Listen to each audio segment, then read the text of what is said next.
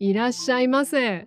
你係咪嗰啲如果老婆突然間好嚴肅同你講嘢，你就會背脊一涼嗰啲男人呢？但係明明自己冇做錯事嘅喎。今日嘅作者黑川伊保子小姐就話俾你聽，其實呢，女人要嘅真係唔多，佢唔係要你發大財，亦唔係要你買鑽戒。雖然買咗佢會更開心，佢要嘅係一種被睇見同被愛嘅感覺。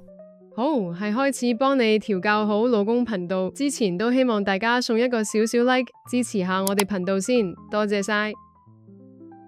感情連鎖反應，其實咧好多男人最驚嘅一件事就係老婆翻舊賬。佢明明只係講緊今日洗碗洗唔乾淨，但佢都可以突然之間飛到去1995年你哋結婚嗰陣，你屋企人點樣對佢唔好，或者2003年你唔記得咗佢生日，你心入邊一定會諗，喂，大佬啊，係咪要講到石器時代啊？其實喺腦科學角度嚟講呢樣嘢叫感情連鎖記憶。女性嘅大腦有一種好犀利，但對男人嚟講好恐怖嘅功能，就係佢哋會根據感情嘅顏色嚟分類記憶。你可以想象下，女性嘅大腦入邊有好多個唔同色嘅櫃桶。今日如果你整到佢唔開心，佢就會拉開個唔開心嘅櫃桶。呢個櫃桶入邊唔係淨係得今日嘅事，而係成串珠鏈咁，將以前所有唔開心嘅記憶一次過拉晒出嚟。點解會咁呢？其實係因為進化嘅結果。喺原始時代，女性要保護下一代，大腦要練到可以隨時提取過去所有類似嘅危險記憶，咁先可以喺細路仔發燒或者有事嗰陣即刻揾到應對方法。所以呢，當你老婆喺度翻舊賬嘅時候，其實係佢大腦嘅安全機制啟動咗。我知你哋會即刻問，咁點樣閂翻佢部機呢？唔好心急，慢慢嚟，我哋一步一步拆解。即係咁，對男人嚟講呢，一件事過咗就係過去式啦。但對女人嚟講呢，只要嗰份唔開心嘅感覺仲喺度，嗰件事就永遠都係現在式。所以呢，如果你想佢唔好再提以前啲衰嘢呢，你唯一可以做嘅唔係同佢講道理，而係要洗底。你要喺平時不斷咁增加佢開心顏色嘅記憶，等佢下次拉開櫃桶嘅時候呢，見到嘅都係你對佢嘅好嘅事。咁佢自然就冇位再放啲衰嘢落去啦。其實咧，男人最常犯嘅錯誤就係成日想解決問題。老婆翻嚟訴苦話翻工辛苦啦，男人第一反應就係咁你辭職咯，或者咧咁你唔好理嗰個同事咪得咯。其實咧佢要嘅唔係你嘅智囊團意見啊，佢要嘅係共鳴啊，死蠢！你只要講句哇咁衰噶，如果係我一定火都嚟埋啊！只要呢句佢就覺得你同佢係同一陣線，個心就順晒噶啦。我肯定啊，飯都裝大碗啲俾你啊！懷孕同哺乳期係男人嘅生存大考驗。如果你係一個剛為人父或者準備生小朋友嘅男人呢，你一定要聽清楚呢一章，因為呢段時間係決定你下半世係做英雄定係做罪人嘅關鍵時刻。作者喺書入邊提到呢，女性喺懷孕同哺乳期，荷爾蒙簡直係經歷緊一場8級地震，身體虛弱到爆。又要24小時唔停咁照顧個細路，佢嘅大腦會進入一種高度警戒狀態。呢段時間，男人如果你講錯一句說話，或者做錯一件事，嗰份負面記憶係會刻入佢大腦深處，記足一世噶。譬如話呢，老婆辛苦餵完奶，想你幫手換下片，你竟然話我聽日要返工啊，你換啦。或者佢辛苦煮完飯，你竟然話咦？今日啲菜好似鹹咗啲，呢啲說話喺平時可能冇乜嘢，但喺呢段非常時期，佢會覺得你係背叛者，佢會覺得我喺度揾命搏，你竟然喺度拖我後腿。好多老人家到咗70、80歲仲係咁鬧個老公，其實根源往往就係喺呢段時間種下噶。所以呢，各位老公，喺呢段時間你最重要嘅角色唔係揾錢嘅機器，而係老婆嘅保鏢，知道嗎？你要搶啲嘢嚟做，唔好等佢開口啊！就算你真係好攰，你都要表現出一種我知你仲辛苦嘅態度。其實呢，女人心底入邊最想見到嘅係你有冇將佢嘅辛苦放喺眼入邊。如果你能喺呢段時間成為佢最強嘅後盾，我保證你下半世嘅日子會好過好多。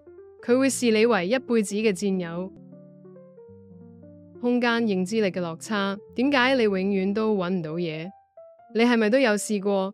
明明件衫就喺衣櫃入邊，你揾咗半個鐘都揾唔到，但老婆一行埋去，1秒鐘就攞咗出嚟，然後佢就會用一種反白眼嘅眼神望住你，話咪喺度咯，你盲噶。其實呢個又係腦科學嘅問題。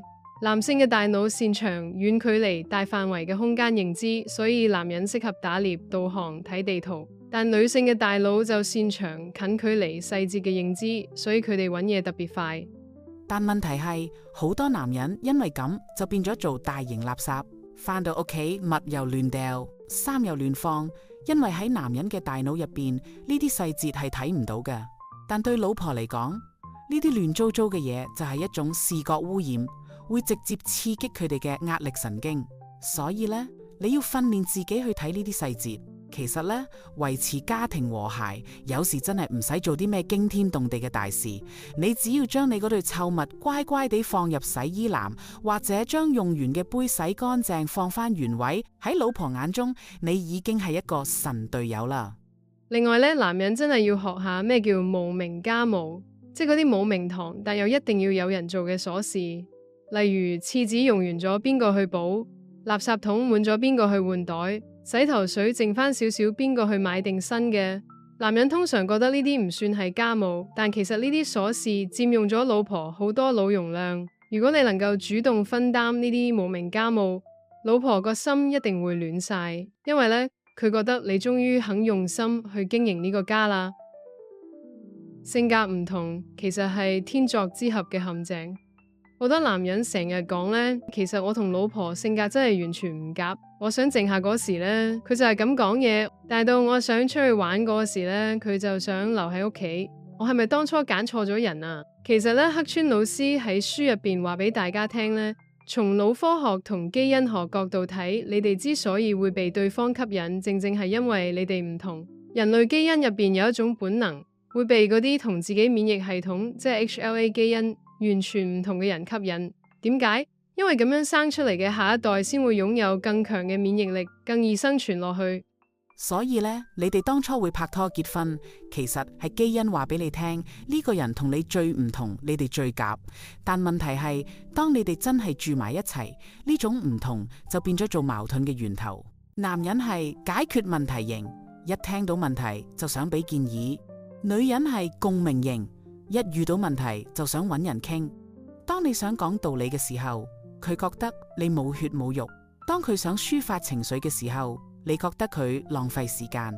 其實呢，解決方法好簡單，你要將老婆當成係客戶。你喺公司對住老闆或者客，會唔會隨便否定人哋？會唔會人哋講兩句你就唔耐煩？一定唔會啦。你會聽清楚人哋要咩，然後用最客氣嘅語氣去回應。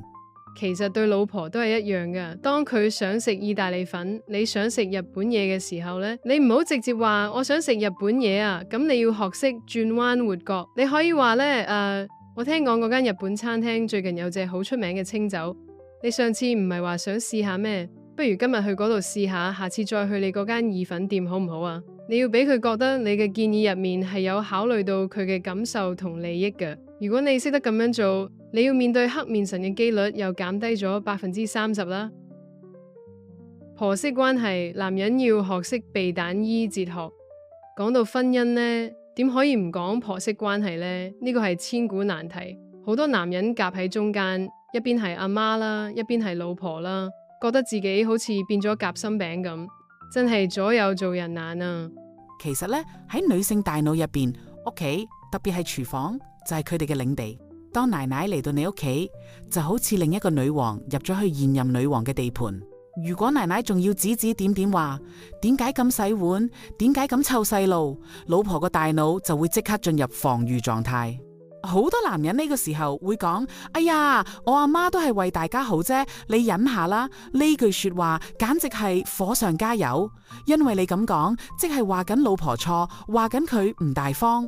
正確嘅做法係，你一定要做醜人。如果阿媽有咩意見，你主動去擋。譬如阿媽話細路仔唔好着咁少衫啊，你要搶先喺老婆發火前同阿媽講：媽，而家啲醫生話唔使着咁多噶，我哋聽醫生話啦。記住啊，你要喺阿媽面前表現到好愛老婆，甚至有時要做場戲，你要話俾你阿媽知，老婆係你最重要嘅人，咁你阿媽自然會識得尊重呢個媳婦。同樣地，喺老婆面前，你都要不斷讚佢，話佢辛苦啦，又要應付你阿媽，又要管教細路仔，又要做家頭細務。只要老婆覺得你係企喺佢嗰邊，佢就算受咗少少氣，都會因為你嘅愛而忍咗佢㗎。點樣將老婆變成你嘅隊友呢？婚姻係一場馬拉松，你要將老婆當成係你人生入邊最重要嘅隊友。喺呢個世界上，唯一一個陪你走到最後嘅人，通常都係你老婆。咁你嘅父母會先走啦，你嘅仔女會有自己嘅家庭啦，就唯獨是老婆係會喺你老咗、病咗、行唔喐嗰陣，仲會喺你身邊餵你食粥，不離不棄嗰個。所以呢，如果你而家對佢唔好，你其實係喺度透支緊你嘅未來。黑川老師喺書嘅最後講得好感人，佢話好多男人到咗退休先發現自己同老婆已經變咗最熟悉嘅陌生人。因為你以前忽略咗佢太耐，佢個心已經凍晒啦。如果你唔想老咗之後孤零零一個人呢？如果你唔想返到屋企都要睇人面色呢？咁你由今日開始就要學識點樣用腦科學去對待老婆。記住3個重點：第一，共鳴勝過建議；第二，細節決定成敗；第三，感謝係最好嘅潤滑劑。其實呢，女人要嘅真係唔多。佢唔係要你發大財，亦唔係要你買鑽戒。雖然買咗佢會更開心，佢要嘅係一種被睇見同被愛嘅感覺。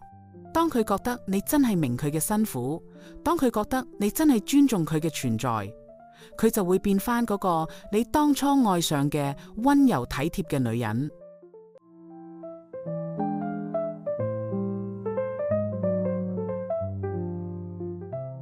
如果要我喺呢本書入邊揀一個最實用嘅技巧，我一定會揀5秒共鳴法則。即係當老婆同你訴苦或者抱怨嗰陣，無論你心入邊幾想反駁或者幾想教佢點做，請你先忍住5秒。喺呢5秒入邊，你淨係需要做一件事，就係扮到好有同情心咁講句係喎，咁真係好辛苦喎。作為一個女人嘅，我話俾你知，呢招真係百試百靈。只要你先處理好佢嘅情緒，之後你想講道理定係想佢幫你做嘢，都會易好多噶啦。最後俾多一個我自己俾你嘅小貼士，大家喺佢生日嘅時候，只要好簡單買一扎花，甚至乎一支花俾佢，已經可以令到你下半生過得更加安全。努力啊，男人！大家對今日嘅內容有咩睇法呢？可以留言俾我哋大家分享下。多謝大家收聽正界閱讀，下集見，拜拜。